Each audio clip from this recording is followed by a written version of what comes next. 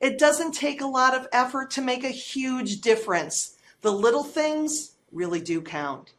Here are 3 ideas you can use in putting together your employee experience team. Mix it up. Make sure that both high performers and average performers are invited to join. Being on a team may be just what the moderately engaged employee needs to take their commitment up a notch.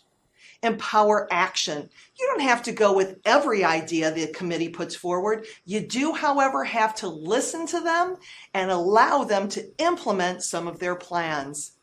And provide visibility. Make sure that company leaders know about and recognize the efforts of the people on the team. Support them as they're serving you.